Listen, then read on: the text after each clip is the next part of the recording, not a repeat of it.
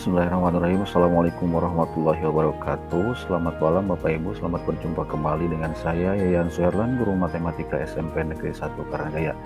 Pada kesempatan ini saya akan membahas tentang persiapan pelaksanaan asesmen non-kognitif, ya. Pelaksanaan asesmen non-kognitif. Perlu diketahui Bapak Ibu bahwa asesmen diagnostik non-kognitif yaitu dilakukan dengan tujuan sebagai berikut. Satu, untuk mengetahui kesejahteraan psikologis dan sosial emosional peserta didik. Yang kedua, aktivitas siswa selama belajar di rumah. Yang ketiga, kondisi keluarga dan pergaulan siswa. Yang keempat, gaya belajar, karakter, serta minat siswa. Adapun tahapan pelaksanaan asesmen diagnostik non-kognitif adalah sebagai berikut. Satu, persiapan. Yang kedua, pelaksanaan asesmen. Yang ketiga, tindak lanjut ke hasil asesmen. Nah, Bapak Ibu, pada kesempatan ini kita akan melaksanakan sebuah persiapan untuk pelaksanaan asesmen non-kognitif. Ya, caranya bagaimana? Tentunya Bapak Ibu, kita akan menggunakan atau memanfaatkan fasilitas yang ada pada Google Worksheets for Education, akun belajar ID, dengan menggabungkan beberapa aplikasi, diantaranya ada Google Form di sini Bapak Ibu. Yang kedua di sini ada Google Sheet, ya. Di Google Sheet sendiri itu ada nanti ada AutoCreate di sini. AutoCreate untuk membuat lembar rekomendasi yang nantinya bisa di-download dan bisa dicetak, terus bisa diberikan kepada peserta didik dan bisa juga kita dokumentasikan sebagai analisis untuk tindak lanjut dari pelaksanaan asesmen. Baiklah Bapak Ibu, untuk mempersingkat waktu, bagaimana cara menggunakan fasilitas yang ada di akun belajar ID ini untuk persiapan pelaksanaan asesmen. Langkah yang pertama, Bapak Ibu mempersiapkan kuesioner ataupun instrumen yang akan digunakan untuk pelaksanaan asesmen. Di sini saya telah membuat beberapa pertanyaan yang disusun untuk mengetahui gaya belajar peserta didik. Nah, Bapak Ibu, saya buatnya di dalam Google Form. Di sini saya memuat 14 pertanyaan yang harus dijawab oleh peserta didik, ya Bapak Ibu, di Google Form. Ini adalah pertanyaan-pertanyaannya yang sudah saya buat, Bapak Ibu. Seperti ini, ya. Bapak Ibu mungkin sudah paham bagaimana membuat survei ataupun soal dalam bentuk Google Form. Nah, seperti ini Bapak Ibu. Ini ada 14 soal pertanyaan yang harus dijawab oleh peserta didik. Nah, setelah pertanyaan ini atau soal ini dibuat atau kuesioner ini dibuat, Bapak Ibu selanjutnya menyebarkan kuesioner ini ke peserta didik untuk dijawab, ya, sehingga kita nanti bisa mengetahui gaya belajar dari peserta didik. Nah, setelah kuesioner ini dijawab oleh peserta didik, Bapak Ibu, kita perlu mengolahnya di dalam bentuk Google Sheet. Nah, di sini Bapak Ibu tinggal klik jawaban di sini di Google Form-nya, klik jawaban. Di sini ada simbol spreadsheet, ya. Simbol spreadsheet, tinggal klik Bapak Ibu, klik ini, nanti akan terbuka seperti ini. Nah, maaf. Nih, nanti akan masuknya ke sini. Ada keterangan di sini, simbol Google Form, ada form responses, ya Bapak Ibu. Nanti ketika pertanyaan ini dijawab oleh peserta didik, ya, nanti otomatis akan masuk ke sini Bapak Ibu. Nah, seperti ini saya telah membuat contohnya. Nah, nanti ketika banyak peserta didik menjawab pertanyaan-pertanyaan tersebut, maka kolom-kolom ini akan terisi, ya. Sini ada pertanyaan ke-1, pertanyaan kedua, pertanyaan ketiga, pertanyaan ke-4, ke-5, ke-6, sampai dengan pertanyaan ke-14. Ini jawabannya Bapak Ibu, ini jawabannya. Jawaban siswa 1 untuk pertanyaan yang ke-14 adalah kelas olahraga. Jawaban siswa yang kedua untuk pertanyaan yang ke-14 adalah kelas seni musik. Jawaban peserta didik nomor 3 untuk pertanyaan nomor 14 adalah kelas olahraga. Nah, untuk pertanyaan 1 misalnya, pada waktu belajar untuk penilaian atau ulangan harian, penilaian tengah semester dan penilaian akhir semester, apakah Anda memilih? Ternyata siswa yang satu, ya, siswa ke-1 itu memilih membaca catatan, membaca judul dan subjudul dalam buku, dan melihat diagram dan ilustrasi. Itu siswa yang pertama. Siswa yang kedua adalah membuat catatan pada kartu dan membuat model atau diagram. Siswa yang kedua membuat catatan pada kartu dan membuat model atau diagram. Jadi siswa yang kedua dan ketiga jawabannya sama, ya Bapak Ibu. Nah, setelah ini jawabannya terkumpul, nah, saya membuat beberapa sheet ya dengan tujuan untuk mengolah jawaban asli peserta didik agar nanti bisa di generate ke dalam AutoCAD sehingga rekomendasinya nanti bisa tercetak secara otomatis, Bapak Ibu. Nah, sheet yang kedua saya menulis ini sebagai database saja, database saya menulis jawaban-jawaban dari soal nomor 1. Soal nomor 1, jawaban A-nya adalah membaca catatan dan seterusnya. Option B-nya adalah meminta seseorang memberi Anda pertanyaan atau menghafal dalam hati sendirian. Option C-nya adalah membuat catatan pada kartu dan membuat model atau diagram. Untuk soal yang nomor 2, option A-nya yaitu berhayal melihat benda-benda yang sesuai dengan musik yang sedang didengarkan. Option B-nya adalah berdendang mengikuti alunan musik tersebut. Option C-nya bergerak mengikuti musik tersebut, mengetukkan kaki, mengikuti irama dan sebagainya, dan seterusnya Bapak Ibu. Terus selanjutnya saya juga membuat database untuk rekomendasi. Nah, seperti ini. Database rekomendasi ini Bapak Ibu dirancang berdasarkan pertanyaan-pertanyaan yang kita buat tadi. Misalnya, tadi kan pertanyaan dari 1 sampai 14 itu terdiri dari 3 option, yaitu option A, option B, dan option C. Di sini rekomendasinya apabila jawaban yang paling banyak A adalah rekomendasinya Anda dengan kecenderungan gaya belajar visual. Anda akan mencapai prestasi belajar yang optimal apabila memanfaatkan kemampuan visual Anda. Anda dapat membuat sendiri peta konsep atau ringkasan materi pembelajaran. Ya. Terus rekomendasi yang kedua, misal apabila jawaban yang paling banyak adalah B, maka rekomendasinya seperti ini. Anda memiliki kecenderungan gaya belajar auditori dan seterusnya. Terus rekomendasi yang ketiga, apabila jawaban yang paling banyak adalah C, Anda memiliki kecenderungan gaya belajar kinestetik. Anda dengan gaya belajar kinestetik akan mencapai proses belajar secara optimal apabila Anda terlibat langsung secara fisik dalam kegiatan belajar dan seterusnya.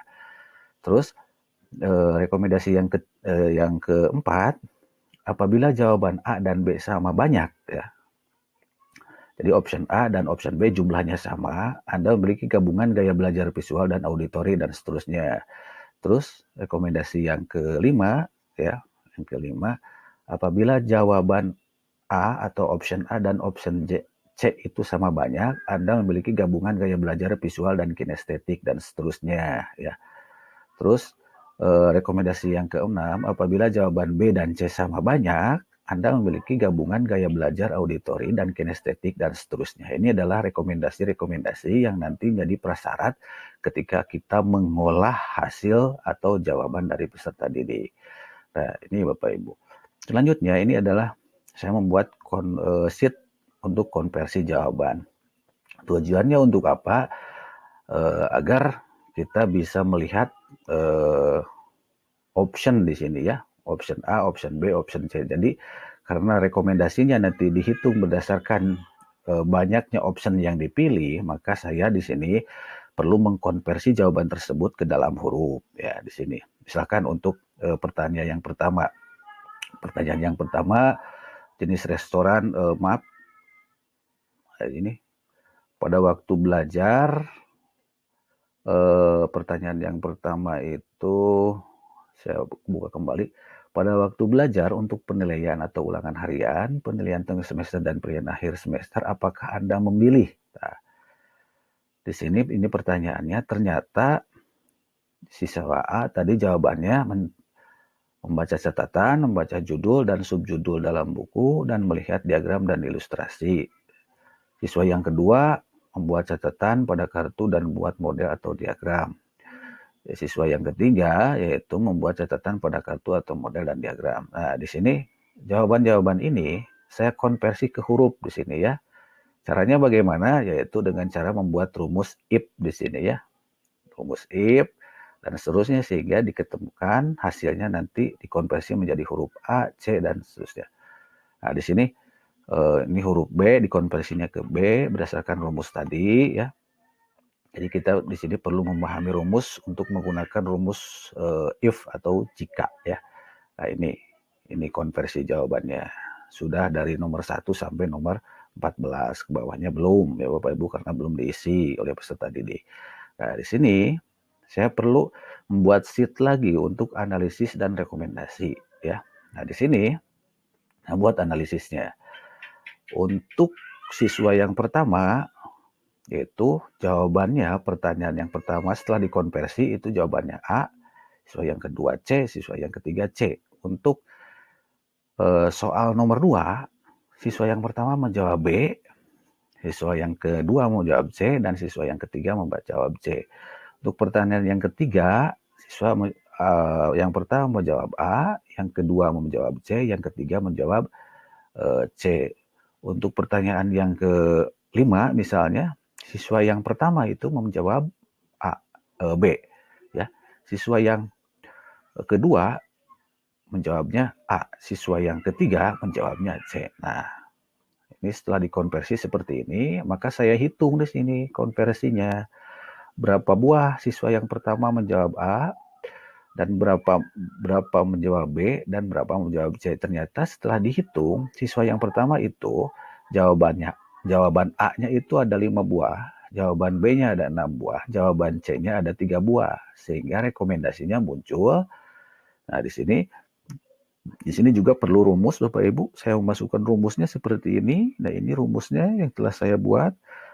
Nah, sehingga muncul rekomendasinya seperti ini Bapak Ibu ya.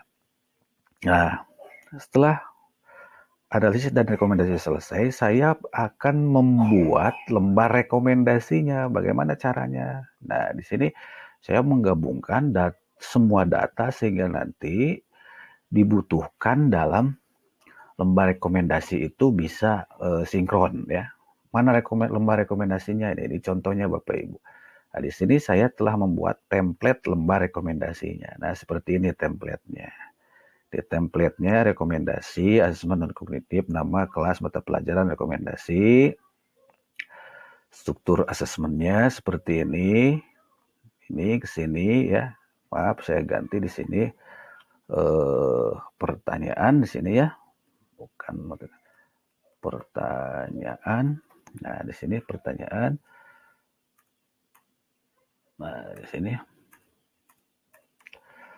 Ini pertanyaan. Ini deskripsi atau jawaban dari pertanyaan yang pertama nanti seperti apa. Dikonversi nanti jawaban ini adalah option A misalnya. Untuk soal yang kedua, siswa yang pertama jawabannya misalnya kata-katanya muncul nanti di sini, nanti optionnya akan muncul di sini Bapak Ibu. Nah, untuk pertanyaan yang ketiga misalnya ini pertanyaannya, ini jawaban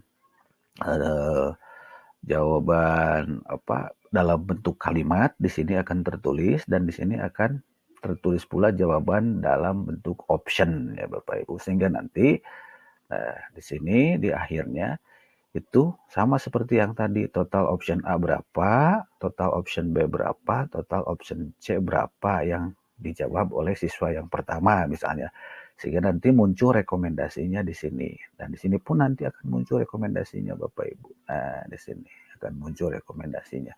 Hasilnya seperti apa? Lembar rekomendasinya.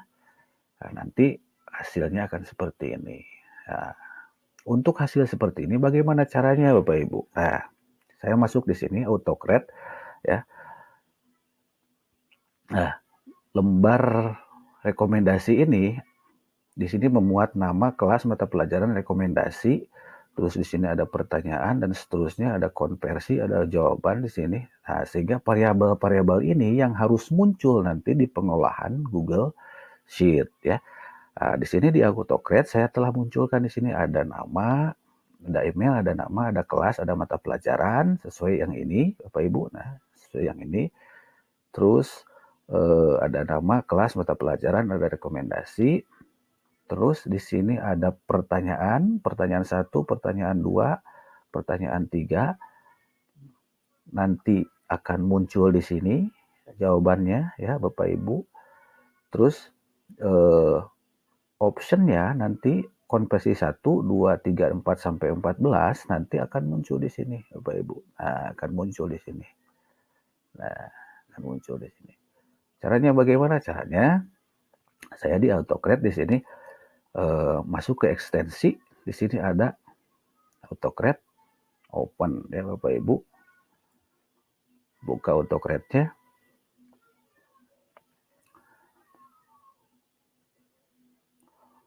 tunggu sampai di sini karena sudah saya buat yang baru saja di sini.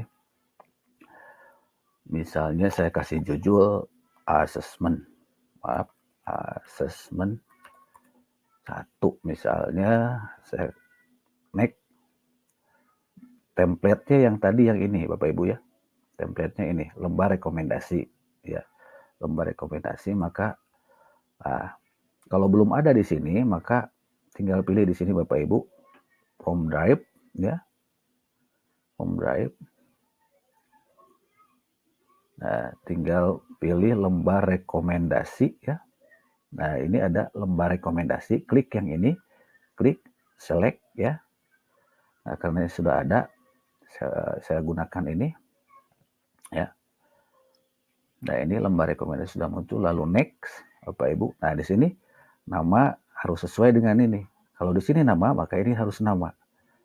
Ya, ini diambilnya dari mana Bapak Ibu? Nah, yang pertama, karena tadi saya akan mengambil data tersebut yang telah disesuaikan dengan template lembar rekomendasi, saya akan mengambilnya dari AutoCAD ya, karena sheet AutoCAD yang telah disesuaikan dengan lembar rekomendasi. Nama di sini harus sesuai nama. Untuk kelas di sini harus kelas. Mata pelajaran harus mata pelajaran. Rekomendasi harus muncul rekomendasi. Di sini, nah ini pertanyaan yang pertama ya. Yang pertanyaan yang pertama, pada waktu belajar untuk penilaian dari sini, nah, memilih apa? Nah, nanti jawabannya akan muncul Bapak Ibu di lembar. Ini konversi 1, konversi 1. Ini pertanyaan yang kedua, ini harus sesuai dengan ini, apa yang kalian lakukan, sesuai kan? Konversi 2, terus yang ketiga pada waktu kalian, di sini juga pada waktu kalian sedang dan seterusnya. Konversi 3, selanjutnya jika kalian membaca untuk sekedar hiburan, apakah kalian memilih ini ternyata sudah sesuai. Kalau tidak sesuai nanti ada tanda merah di sini Bapak Ibu ya. Berarti tidak sesuai, itu harus diedit kembali.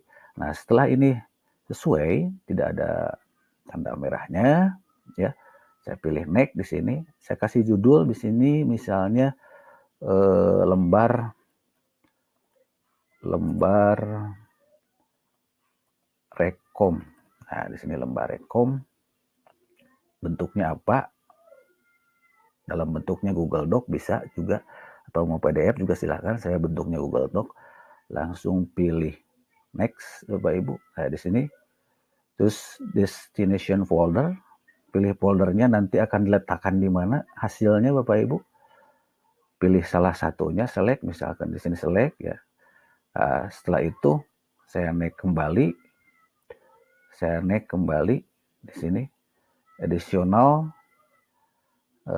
saya next kembali. Nah, di sini apakah akan dikirim melalui email? Ya, kalau mau dikirim silakan klik yes di sini. Klik yes ya. Nah, di sini tinggal next Bapak Ibu ya. Ini yes. run off from trigger, tinggal save Bapak Ibu, save ya, di save saja. Seperti ini. Kalau ada barusan pernyataan berarti ada sesuatu yang salah, itu tinggal diperbaiki dengan email ya, emailnya tadi ada di sini.